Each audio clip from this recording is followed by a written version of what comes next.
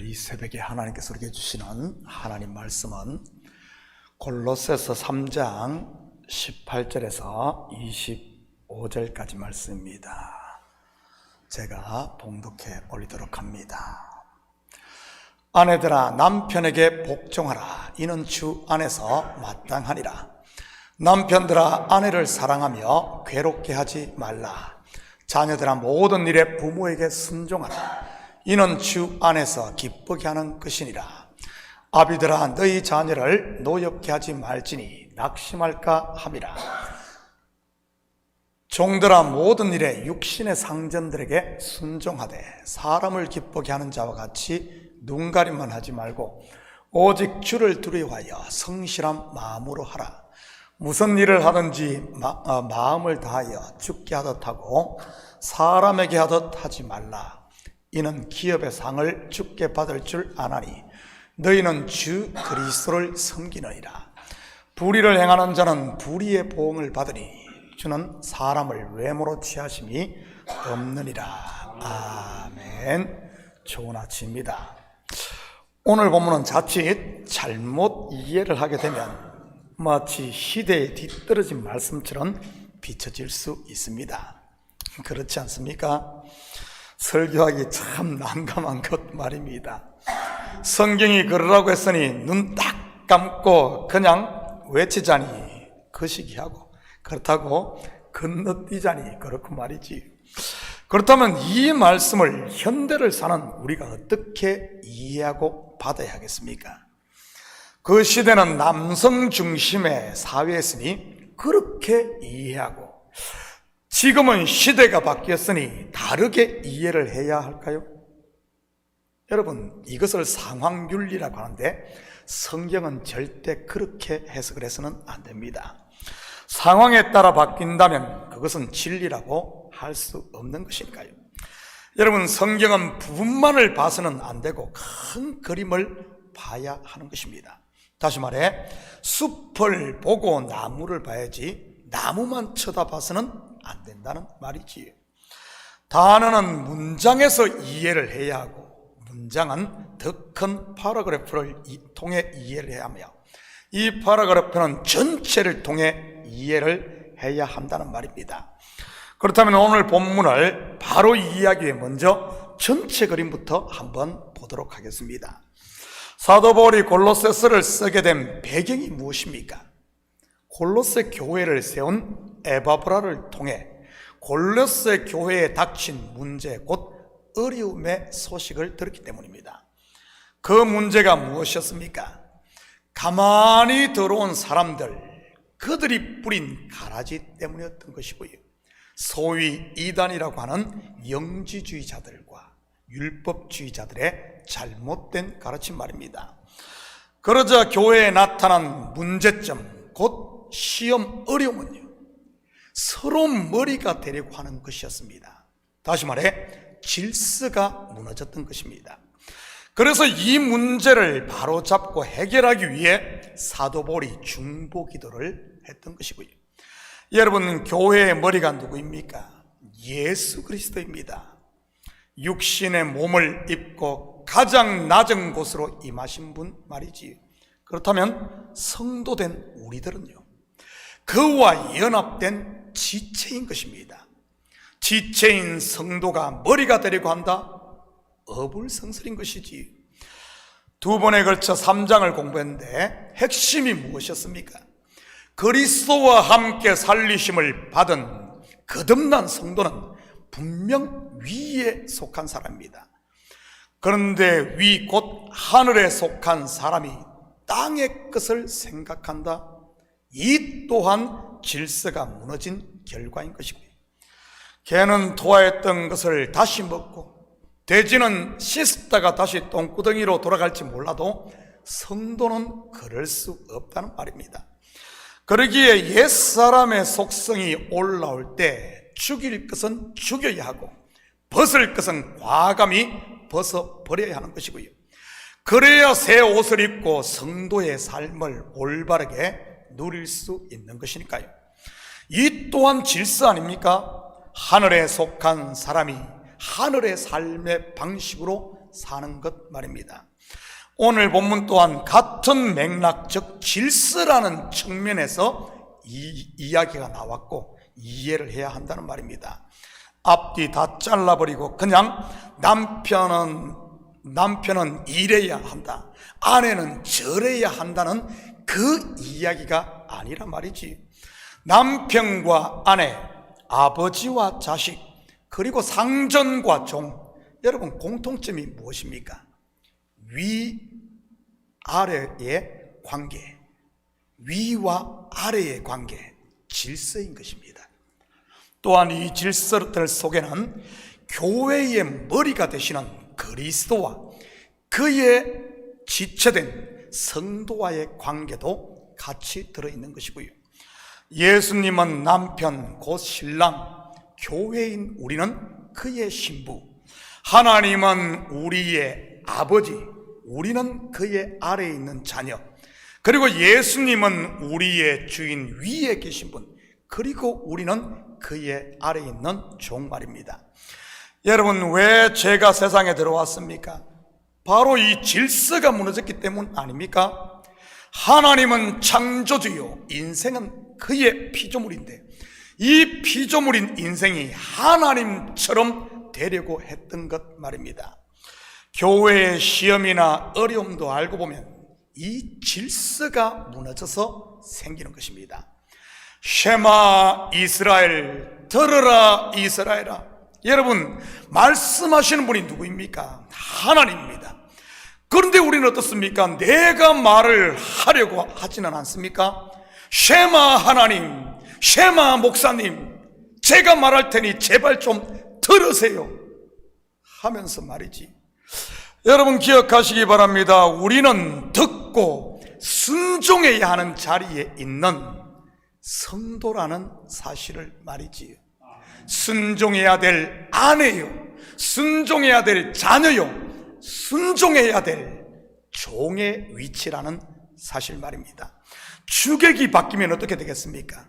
다시 혼돈의 상태가 되는 것입니다. 창세기 1장 2절의 상태 말이지. 한번 볼까요? 땅이 혼돈하고 공허하며 흑암이 깊음 위에 있고 하나님의 영은 수면 위에 운행하시니라. 성경에 또 이 혼돈의 상태가 반복되는 때 언제인 줄 아십니까? 바로 사사시대입니다. 그 시대를 한마디로 정의한 곳인데 한번 볼까요? 사사기 21장 25절입니다. 그때에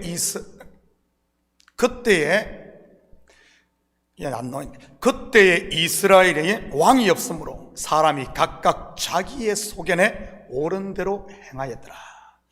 사사시대 때 이스라엘 왕이 없었나요? 아닙니다. 있었습니다. 누가 이스라엘의 왕이었습니까? 바로 하나님입니다. 그런데 하나님을 왕으로 섬기지 않고 자기가 머리 곧 왕이 되어 있었던 것이지. 그러니 혼돈과 공허 그리고 환난과 핍박이 찾아왔던 것이고요. 우리 교회 가운데 있는 문제도 근본을 들여다보면 같은 이유인 것입니다. 질서가 무너진 것 말이지. 자기의 자리를 벗어난 것 말입니다. 왜 사탄이 하나님을 대적하는 존재가 되었습니까? 자기 자리를 벗어났기 때문 아닙니까? 피조물로서 하나님과 비기려고 한 것 말입니다. 그렇다면 골로새 교회에 있었던 문제나 지금 우리 교회에 있는 문제들 어떻게 해결할 수 있겠습니까? 하나님이 이러시되 빛이 있으라 하시니 빛이 있었고 뭐죠? 하나님의 말씀으로 돌아가 그 말씀 앞에 순종하면 되는 것입니다. 물론 지금 우리 교회에 하시는 하나님의 말씀은 기도하라이고요. 왜냐하면 기도 외에는 이런 종류가 나갈 수 없으니까요. 기도하면서 자기의 자리를 찾으면 평강이 임하는 것이고요. 18절 19절입니다. 아내들아 남편에게 복종하라. 이는 주 안에서 마땅하니라. 남편들아 아내를 사랑하며 괴롭게 하지 말라. 여러분, 여자와 남자 먼저 지원받은 사람이 누구입니까? 남자입니다. 그 다음 여자이고요. 하나님의 말씀을 받은 사람은요, 아담 곧 남자입니다. 아마 하와는 아담 곧 남편으로부터 선악과를 따먹지 말라는 하나님의 말씀을 들었을 것이고요. 그런데 하와가 남편을 통해 주어진 하나님의 말씀 순종했나요? 그렇지 않았습니다. 대신 누구의 소리를 따릅니까? 첫째는 자기 욕망의 소리요, 둘째는 뱀의 거짓말입니다. 그 결과 죄에 빠지게 된 것이고요. 아내들아, 남편에게 복종하라. 무슨 말입니까? 순종하지 않음으로 죄에 빠지게 되었으니 이제는 순종하라는 말입니다. 다르게 말하면 질서 안에 거하라는 이런 말이지. 남편들아, 아내를 사랑하며, 여러분, 아담이 하와를 제대로 사랑했을까요? 하와가 선악과를 따먹을 때 아담은 어디에 있었죠? 다시 말해 그 자리에 없었다는 말입니다.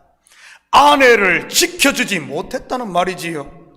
그리고 하와가 선악과를 따먹고 아담에게 주었을 때 아담이 어떻게 했습니까? 등신처럼 그냥 받아먹습니다. 여러분, 아담이 하와를 제대로 사랑했다면 어떻게 해야 하겠습니까? 혼쭐을 내든지 아니면 대신 짐을 지고 하나님 앞에 나아가 회개해야 했던 것입니다. 하나님, 제 잘못입니다. 저를 벌하여 주십시오 하고 말이지. 시내산에서 금송아지를 만들어 범죄한 이스라엘, 이 백성들, 여러분, 그들에게 하나님께서 진노하실 때 모세가 어떻게 하던가요? 백성들의 죄를 자기가 짊어지고 하나님 앞에 나가 기도하지 않던가요? 내 이름을 생명책에서 제하는 한이 있더라도 이 백성을 사하시고 하나님 우리와 함께 하시옵소서 하면서 말이지. 무슨 말입니까? 아내를 사랑해야 할 아담, 그렇게 하지 못했다는 말입니다. 아내 사랑에 실패한 첫사람 아담, 그런데 둘째 아담으로 오신 우리 예수님은 어떻습니까? 우리를 홀로 내버려 둡니까? 선악과 밑에 혼자가 침 삼키게 말이지. 아닙니다. 그렇다면 어떻게 하셨습니까? 우리 속에 하나님의 영을 주셔서 임마누엘로 동행하십니다. 그것도 7 눈을 가진 성령을 말이지. 요한계시록에 보면 성령을 7 눈을 가진 것으로 묘사하고 있지 않습니까? 무슨 의미죠? 잠시도 눈을 떼지 않고 우리를 지킨다는 말입니다. 왜냐하면 우리 속성은 잠시만 놔두면 다시 선악과 밑으로 가서 침 삼키고 뱀의 소리를 들으니 말이지. 그런데 성령이 우리와 함께 하심으로 그렇게 못하게 지킨다는 말입니다. 그렇게 사랑하고 계신 것이지. 그리고 선악과를 먹음으로 죽었던 우리들, 우리 둘째 아담으로 오신 예수님 어떻게 하십니까? 우리의 죄를 위해 대신 짊어짐으로 죄값을 치르십니다. 같이 선악과 따먹는 게 아니란 말이지. 남편들아, 아내를 사랑하며, 바로 이렇게 우리 예수님께서 사랑하신 것이지. 아내는 아내의 위치, 남편은 남편의 위치를 지킨 것입니다. 바로 질서 말이지. 저는 우리 식구들이 자기의 위치를 지킴으로 평강을 누리시고 여러분 마음껏 사랑받으며 살 수 있기를 축복합니다. 20절 21절입니다. 자녀들아, 모든 일에 부모에게 순종하라. 이는 주 안에서 기쁘게 하는 것이니라. 아비들아, 너희 자녀를 노엽게 하지 말지니 낙심할까 함이라. 당시 유대사회에서 자녀들 부모에게 순종했겠습니까? 아니면은 하지 않았겠습니까? 요즘에야 말 안 듣지만은 그 당시 유대 자녀들, 여러분 철저하게 순종했습니다. 만약 순종하지 않으면 율법에 어떻게 하라고 했습니까? 동네 사람들에게 말하고 동네 사람들은 그를 그 자식 그냥 돌로 쳐 죽여버립니다. 그렇다면 이 말씀 속에 담긴 의미는 무엇이겠습니까? 서두에서 말씀드렸을 때 이 또한 질서인 것입니다. 부모가 위에 있고 자녀는 그 밑에서 순종해야 하는 것 말입니다. 남편과 아내의 위치, 부모와 자녀의 위치, 그리고 상정과 종의 위치, 삶의 한가운데 있는 우리 일상에 있는 이런 질서를 통해 교회의 질서를 어지럽히고 있는 이단들의 잘못을 바로 가르쳐주고 있는 것이지. 이거는 상식 중에 상식 아니냐? 이 상식도 모르냐? 너희가 교회에서 그 상식도 모르냐?